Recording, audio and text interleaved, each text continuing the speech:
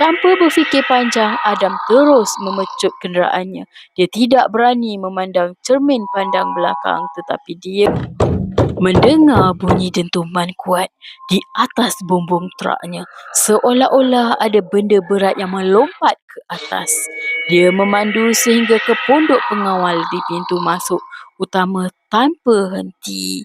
Apabila sampai di sana, pengawal keselamatan tergamam melihat bumbung truk Adam kemek seperti ditekan oleh tangan yang sangat besar dan terdapat kesan tanah liat berbentuk tapak kaki panjang di cermin belakang.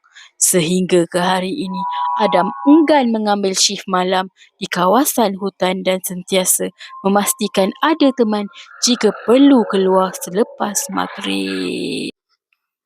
Kalau cerita ini beri peringatan dan pengajaran buat teman-teman, sila subscribe, like dan share supaya teman-teman tahu bila saya upload video yang seterusnya. Bye.